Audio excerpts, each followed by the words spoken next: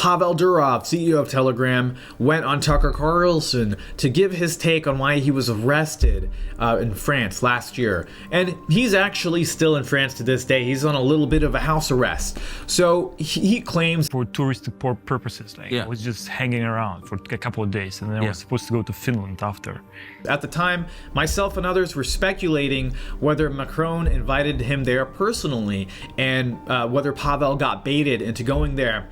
So when he got to the airport, he was presented with customs and the police. Then they read me a list of charges, 16 charges. Ranging from organized crime, publishing child abuse material, and drug trafficking, being complicit in the distribution of these things, which is what Telegram users were doing on the platform. And so Pavel gives his side of things and says, I asked the French policeman, why haven't you been following the European law and serving your legal requests in the way prescribed by this law, right? It's defined by the Digital Services Act, and it's there. You can Google the process. You can read the privacy policy of Telegram. It's easily accessible on the website. So why didn't you do it?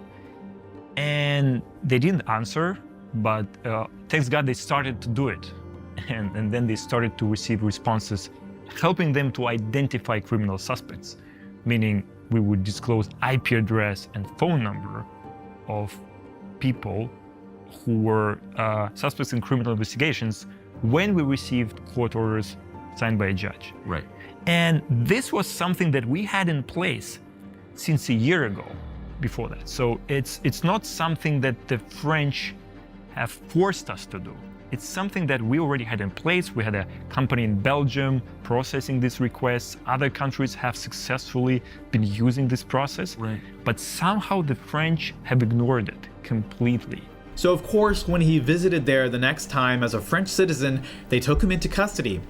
And he's still somewhat in custody. He's unable to leave the country to go see his family unless the visits are very highly supervised and controlled. Here's the thing that is interesting. So Telegram has always said that they never share a byte of data with the authorities or with third parties.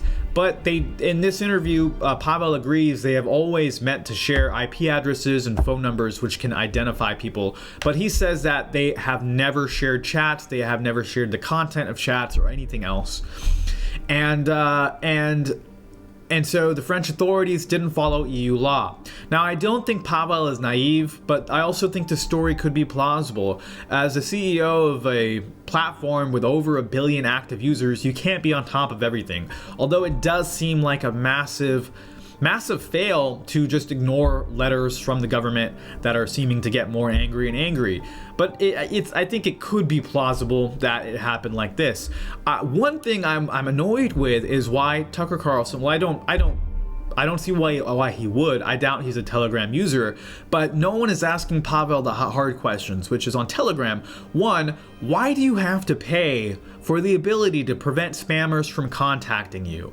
That's right, there's something called Telegram Premium, and you can't change your privacy settings without it. You can't ignore messages from strangers on the app unless you pay for Telegram Premium.